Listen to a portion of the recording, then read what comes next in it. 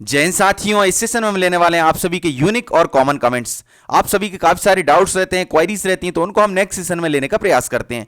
इस सेशन के बाद भी आपके मन में कोई डाउट्स हैं, क्वेरीज हैं, तो हमारे कमेंट बॉक्स में कमेंट करिए। हमारे व्हाट्सएप ग्रुप और टेलीग्राम ग्रुप से जुड़ जाइए। जो भी क्वेरीज उन ग्रुप्स में रखिए, नेक्स्ट सेशन में जरूर हम लेने का प्रयास करेंगे। इसके अलावा जो भी शिक्षक साथी नए हैं तो प्लीज चैनल को सब्सक्राइब करें, वीडियो को लाइक करें, वीडियो को ज्यादा ज्यादा शेयर करें। आइए स्टार्ट करते हैं हमारा सेशन।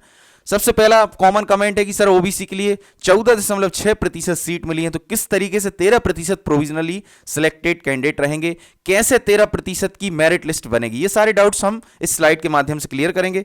पहले हम चलते हैं हमारी फर्स्ट स्लाइड पर। जो आपका अभी एक और कॉमन कमेंट आ रहा है कि सर 8 दिसंबर को मेरिट लिस्ट आने वाली, वो कितने प्रतिशत पोस्ट पर रहेगी, कितनी सीट्स पर मेरिट लिस्ट आने वाली है। तो 18,527 पोस्ट के अकॉर्डिंग ही मेरिट लिस्ट आने वाली है, जो आपकी 8 दिसंबर को आने वाली है। 8 दिसंबर को जो आपकी मेरिट लिस्ट आएगी वो आएगी 18,527 पोस्ट के अकॉर्डिंग, ठीक है ना। दूसरा क्वेश्चन है कि सर वर्ग 3 में प्रोफाइल रजिस्ट्रेशन किन किन कैंडिडेट्स को करना है, क्या नॉन गेस्ट को भी करना है। तो बिल्कुल, गेस्ट हो या फिर नॉन गेस्ट हो, सभी के लिए प्रोफाइल रजिस्ट्रेशन करना है, क्योंकि आप प्रोफाइल रजिस्ट्रेशन करेंगे तभी डॉक्यूमेंट्स अपलोड करेंगे। हाँ, गेस्ट फैकल्टी के लिए सिर्फ और सिर्फ 17 से लेकर 24 नवंबर तक डेट है, जो शायद थोड़ी बहुत एक्सटेंड हो सकती है, 30 हो सकती है। ये 17 से 24 नवंबर है अभी सिर्फ गेस्ट फैकल्टी के लिए। 17 नवंबर से 24 नवंबर तक प्रोफाइल रजिस्ट्रेशन कर सकते हैं और गेस्ट के लिए यस टिक कर सकते हैं। प्रोफाइल रजिस्ट्रेशन कैसे करना है, इसके लिए हम एक प्रीवियस सेशन ला चुके हैं 2 दिन पहले, तो आप वो सेशन देखिए, आपके सारे डाउट्स क्लियर होंगे। क्योंकि प्रोफाइल रजिस्ट्रेशन करते समय आपको बहुत ज़्यादा सावधानी बरतनी होगी। अगर आपने जल्दबाजी में किया तो अगर आप गेस्ट का लाभ लेना चाहते हैं तो कहो तो वो ऑटोमेटिकली नॉन गेस्ट हो जाए। जैसे कि मैंने प्रीवियस सेशन में बताने का प्रयास किया है कि मोबाइल से अगर आप करते हैं तो वो ऑटोमेटिकली नॉन गेस्ट ले रहा है, और एक बार नॉन गेस्ट ले लिया गेस्ट से तो फिर वो दोबारा एडिट नहीं हो रहा, एक बार सेव हो गया तो हो गया। जिसके लिए मैंने रिक्वेस्ट भी की है हमारे डीपीआई और एमपीटीआरसी के जो भी अधिकारीगण हैं उनसे कि आप सभी एडिट का ऑप्शन जरूर दें जब तक प्रोफाइल रजिस्ट्रेशन होना है, या फिर जब तक गेस्ट यस और नो का टिक होना है तब तक के लिए एडिट का भी साथ ऑप्शन दें। कई बार गलती से ऐसा हो जाता है कि हम ध्यान नहीं दे पाए और गेस्ट की जगह नॉन गेस्ट हो गया, और हमें गेस्ट सर्टिफिकेट का लाभ लेना था। हमारे न्यूनतम 3 शैक्षणिक सत्र कंप्लीट थे, 200 दिवस कंप्लीट थे। इसलिए सभी जो भी शिक्षक साथी प्रोफाइल रजिस्ट्रेशन करें तो बहुत ज़्यादा सावधानी पूर्वक करें, एक एक स्टेप को देख देख कर करें, जल्दबाजी बिल्कुल भी ना करें। दूसरी चीज़ यह है कि 17 नवंबर से 24 नवंबर तक अभी डेट है गेस्ट फैकल्टी के लिए प्रोफाइल रजिस्ट्रेशन प्लस यस और नो गेस्ट फैकल्टी टिक करने के लिए, जो शायद 30 नवंबर हो सकती है, ऐसा मेरा अनुमान है।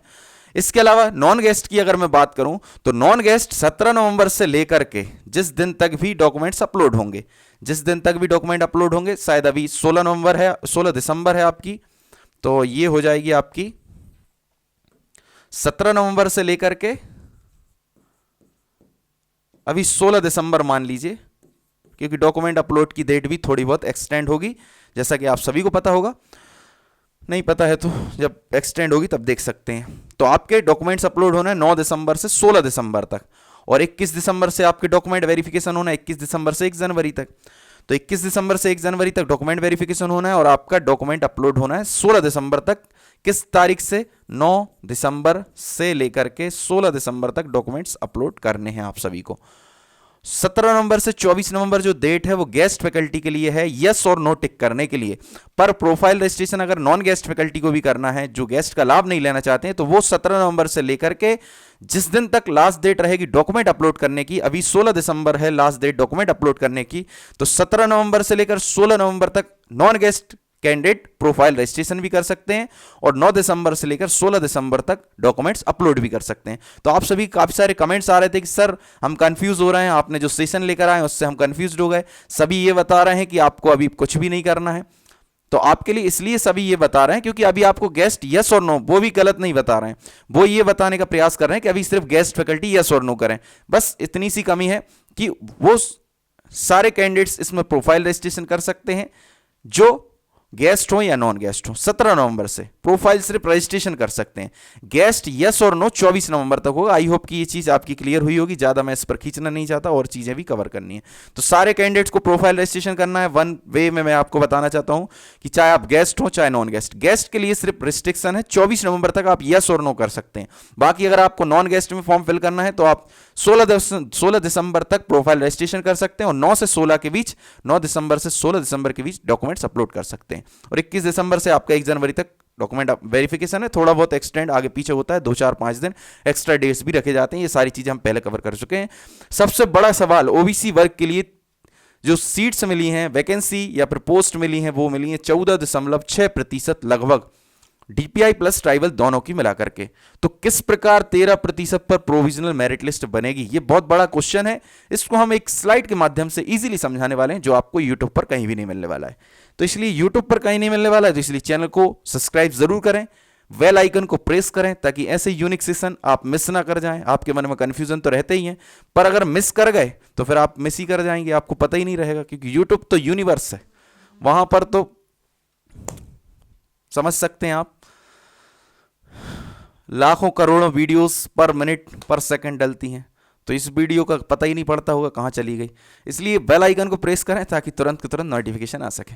ओबीसी वर्ग के लिए मिली है 14.6% लगभग, यानी कि 2708 टोटल नंबर ऑफ पोस्ट देखें, 2708 सीट मिली है ओबीसी कैंडिडेट्स के लिए। जिसमें डीपीआई की बात करें तो डीपीआई में 20.649 यानी कि लगभग 7%, 20.7% वैकेंसीज मिली है। डीपीआई में 7429 पोस्ट थी, उसकी 20.649% सीट मिली है। Total seats, total number of seats देखें तो 1534। अगर ट्राइबल में देखें तो ट्राइबल में 10.6% सीट्स मिली हैं।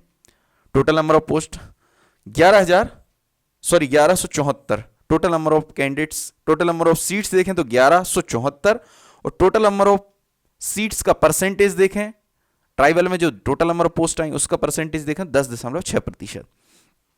अब भाई ओबीसी के लिए 13% कैसे प्रोविजनल मेरिट लिस्ट बनाई, ये हमारे काफी सारे शिक्षक साथियों के कमेंट्स हैं, और बहुत अच्छे कमेंट्स हैं। अच्छा लगा मुझे, बहुत दिन बाद मैंने देखा, तब जाकर मुझे पता पड़ा कि ये भी आपके कमेंट्स आ रहे हैं, तो मैंने सोचा एक सेशन क्यों ना लेकर आऊं, तो इसलिए ये सेशन लेकर आया हूं।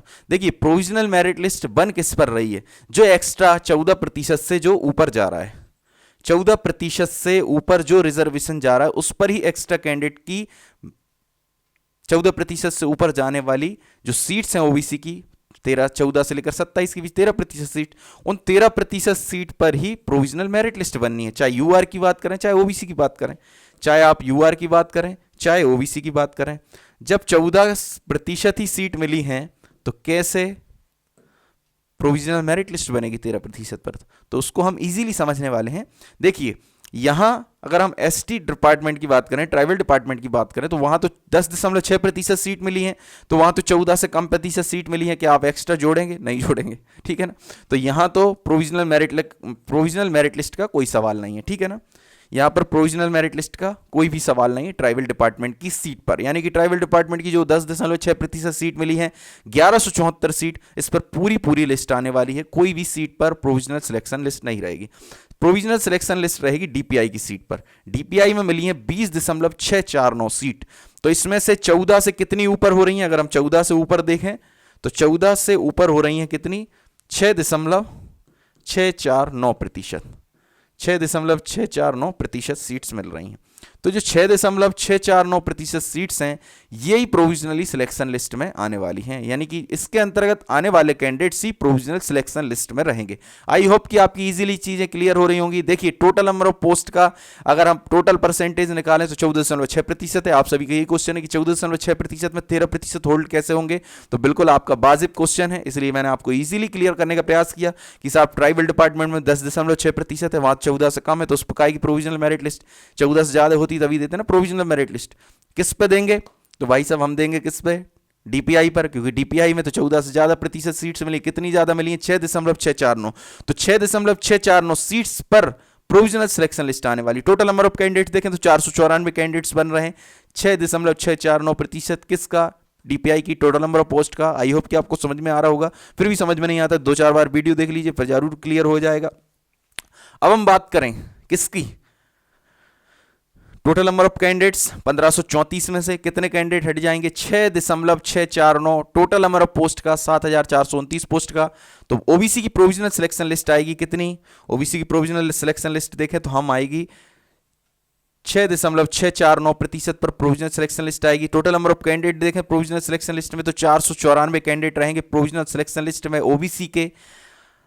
तो जितने कैंडिडेट ओबीसी के आएंगे उतने यूआर में आने वाले हैं, क्योंकि यूआर में जो प्रोविजनल सिलेक्शन लिस्ट आ रही है वो किसके कारण आ रही है? ओबीसी के जो 14% से एक्स्ट्रा जो रिजर्वेशन दिया जा रहा है। यहां पर तो एक्स्ट्रा रिजर्वेशन मात्र 6.64% है, 6.649% है। तो 6.649% पर ही ओबीसी को प्रोविजनल सिलेक्शन लिस्ट में रखने वाले कैंडिडेट्स को, और 6.649% पर ही यूआर में आने वाले कैंडिडेट्स, चाहे वो एससी के हो, चाहे एसटी के हो, चाहे ओबीसी के हो, चाहे ईडब्ल्यूएस के हो, यूआर की मेरिट क्रम में आने वाले सारे वर्ग के कैंडिडेट्स रहेंगे 494।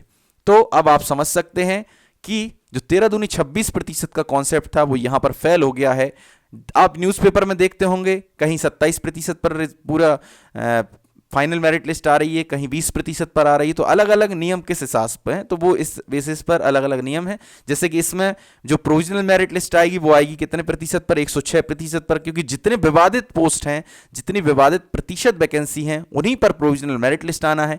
वही वैकेंसी घटकर फाइनल मेरिट लिस्ट में आनी है। तो आई होप कि आपको समझ में आ रहा होगा सारी चीजें।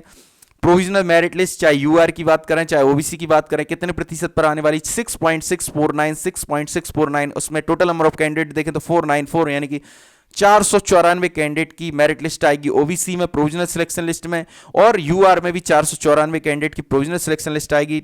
ये दोनों कैंडिडेट प्लस में रहेंगे। इनमें से जिसकी भी पक्ष में हाई कोर्ट का डिसीजन जाएगा उस पक्ष के 494 कैंडिडेट फाइनल मेरिट लिस्ट में कन्वर्ट हो जाएंगे। यूआर मानकर चलिए ओबीसी के पक्ष में आए तो ओबीसी के फाइनल मेरिट लिस्ट में कन्वर्ट हो जाएंगे, यहां जाकर ऐड हो जाएंगे।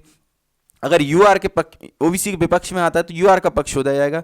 तो यूआर के मेरिट क्रम में आने वाले 494 कैंडिडेट फाइनल मेरिट लिस्ट में कन्वर्ट हो जाएंगे। आई होप कि ये चीज़ आपकी इजीली क्लियर हुई होगी। वेटिंग लिस्ट की बात करें तो वेटिंग लिस्ट अब आएगी 26.66% इस पर, 26.66% इस पर वेटिंग आएगी। वेटिंग में टोटल नंबर ऑफ कैंडिडेट देखें तो 4940, यानी कि 4940 कैंडिडेट रहेंगे वेटिंग लिस्ट में वर्ग 3 की। हम बात करें प्रोविजनल मेरिट लिस्ट जो आपकी 8 दिसंबर को आने वाली है, प्रोविजनल मेरिट लिस्ट जो आपकी 8 दिसंबर को आएगी वो आएगी 106.649% पर। प्रोविजनल मेरिट लिस्ट जो आपकी 8 दिसंबर को आएगी वो कितने प्रतिशत पर आएगी, 6.649% पर। टोटल नंबर ऑफ कैंडिडेट देखें तो 19,759 कैंडिडेट रहेंगे 8 दिसंबर की प्रोविजनल मेरिट लिस्ट में, 19,759 कैंडिडेट रहेंगे प्रोविजनल मेरिट लिस्ट में। वेटिंग लिस्ट मैंने आपको बताई कितने कैंडिडेट रहेंगे, 4940 कैंडिडेट रहेंगे वेटिंग लिस्ट में। फाइनल मेरिट लिस्ट की बात करें तो फाइनल मेरिट लिस्ट में सिर्फ और सिर्फ 6.649% जो विवादित सीट्स हैं ओबीसी की कितने प्रतिशत हैं, 6.649। तो इसी 6.649% के अंतर्गत आने वाले ओबीसी कैंडिडेट रहेंगे प्रोविजनली सिलेक्टेड, यानी कि वो फाइनल मेरिट लिस्ट से अभी बाहर रहेंगे। तो कितने प्रतिशत पर फाइनल मेरिट लिस्ट बनने वाली, तो 93.351% इस पर फाइनल मेरिट लिस्ट बनने वाली है। वर्ग 3 में फाइनल मेरिट लिस्ट बनेगी 93.351% इस पर। तो टोटल नंबर ऑफ कैंडिडेट कितने रहेंगे, अगर हाई कोर्ट का डिसीजन नहीं आता है और फाइनल मेरिट लिस्ट पहले आ जाती है तो टोटल नंबर ऑफ कैंडिडेट रहेंगे 18,527 वैकेंसी पर 17,295 टोटल नंबर ऑफ कैंडिडेट रहेंगे। आई होप कि ये सारी चीजें क्लियर हुई होंगी। ओबीसी में 14.6% सीट्स पर कैसे 13% प्रोविजनल सिलेक्शन लिस्ट होने वाली है, ठीक है ना। आई होप कि आपकी सारी चीजें क्लियर हुई होंगी। फिर भी क्लियर नहीं होती तो कमेंट बॉक्स से आपका कमेंट बॉक्स में कमेंट करिए, चैनल को सब्सक्राइब जरूर करिए। रोजगार रजिस्ट्रेशन से रिलेटेड यानी कि रोजगार पंजीयन से रिलेटेड आप सभी के डाउट है कि साहब हमारा रोजगार पंजीयन रिन्यू नहीं करा पाए हम, डेट निकल गई, अब हम क्या करें। तो आपको कोई टेंशन लेने की ज़रूरत नहीं है। आप प्रोफाइल एक बार आप रोजगार पंजीकृत हैं, अगर आपने एक बार एमपी गवर्नमेंट के अंतर्गत रोजगार रजिस्ट्रेशन करा लिया है तो फिर आपको कोई समस्या का सामना नहीं करना पड़ेगा। अब आपको क्या करना है, अगर आपका रिन्यू नहीं करा पाए तो दोबारा दूसरा करा लीजिए। अब आपका क्वेश्चन ये होगा कि अगर हम दूसरा करा लेंगे तो एक नया नंबर आ जाएगा, तो उससे कोई इशू नहीं है। जब आपने एमपीपीवी में एमपीपीवी जिसका अब नाम चेंज करोगे ईएसबी हो गया है एम्प्लॉय सिलेक्शन बोर्ड, जब आपने फॉर्म फिल किया था तो एमपीपीवी को फॉर्म फिल किया था, तब आपको रोजगार नंबर डेट उसके अंदर बहुत सारी डिटेल्स होती है, उन डिटेल्स को आपने इंटर किया होगा जब आपने एमपीपीवी का फॉर्म फिल किया होगा। जब आप फॉर्म फिल कर रहे हैं तो आप अगर कोई डिटेल्स इंटर कर रहे हैं मतलब आप मध्य प्रदेश रोजगार पंजीकृत हैं, और रोजगार पंजीकृत हैं बस यही आवश्यकता होती, यानी कि फॉर्म फिल करने के समय ही आपके रोजगार पंजीयन की आवश्यकता होती। इसका मैंने वेरिफिकेशन देखा है बहुत ही आसानी से। वहां पर कोई भी कैंडिडेट को रोजगार पंजीयन से रिलेटेड बाहर नहीं किया गया। क्यों नहीं किया गया, क्योंकि रोजगार पंजीयन का कोई भी वेरिफिकेशन नहीं होता। इसलिए आप टेंशन ना लें, रोजगार पंजीयन से रिलेटेड एक सेशन शायद मैं पहले भी ला चुका हूं, तो आपने वो देखा होगा, तो आपके सारे डाउट्स क्लियर होंगे। रोजगार पंजीयन का वेरिफिकेशन नहीं होता है। रोजगार पंजीयन आपका इसलिए होता है कि आप मध्य प्रदेश गवर्नमेंट में रोजगार पंजीकृत हैं या अथवा नहीं है। अगर आप रोजगार पंजीकृत हैं तभी आप फॉर्म फिल कर सकते हैं। चाहे ईएसबी की बात करें, जो पीवी था, ईएसबी का जब आप फॉर्म फिल करेंगे तो वहां पर एंट्रीज लगती है, रोजगार पंजीयन क्रमांक, डेट और भी कुछ एंट्रीज लगती हैं, तो वो एंट्रीज तभी फिल कर सकते हैं जब आप पंजीकृत हैं। और पंजीकृत हैं और रिन्यू नहीं करा पाए तो कोई दिक्कत नहीं है, आप न्यू बना लीजिए, ठीक है ना। मैंने जितना देखा है इसका कोई वेरिफिकेशन नहीं होता है। वर्ग 3 में रोजगार पंजीयन हो गया। वर्ग 3 में एक्स्ट्रा कैंडिडेट की लिस्ट आएगी क्या? तो वर्ग 3 में एक्स्ट्रा कैंडिडेट की लिस्ट नहीं आएगी। वर्ग 3 में, वर्ग 1 2 में इसलिए एक्स्ट्रा कैंडिडेट की लिस्ट आ रही क्योंकि वहां पर पहले सेपरेटली काउंसलिंग प्रोसेस होती थी, इसलिए सेपरेटली काउंसलिंग प्रोसेस, और अभी जो कंबाइंड काउंसलिंग प्रोसेस हो रही है उसमें नाम रिपीट हो रहे हैं, इसलिए वहां पर एक्स्ट्रा कैंडिडेट की लिस्ट आ रही है। यहां पर एक्स्ट्रा कैंडिडेट की लिस्ट नहीं आएगी। वर्ग 3 में नाम रिपीट की बात करें तो वर्ग 3 में नाम रिपीट नहीं हो सकते क्योंकि वर्ग 3 की कंबाइंड काउंसलिंग प्रोसेस स्टार्टिंग से हो रही है। वर्ग 1 2 में सेपरेटली काउंसलिंग प्रोसेस होती थी, तो ट्राइबल और डीपीआई में टॉप रैंकर्स दोनों ही मेरिट लिस्ट में होते थे, तो यहां पर रिपीट भी नहीं होने वाले हैं। मेरिट लिस्ट मैंने आपको बता दी है 113% पर नहीं आने वाली है। 8 दिसंबर को जो मेरिट लिस्ट आएगी वो कितने पर रहेगी? 106.649। वेटिंग लिस्ट भी आपको मैंने बता दिया, फाइनल मेरिट लिस्ट भी मैंने आपको बता दी, सारी चीजें मैंने आपकी क्लियर कर दी हैं। तो आई होप कि ये सेशन आप सभी को अच्छा लगा होगा। सेशन अच्छा लगा है प्लीज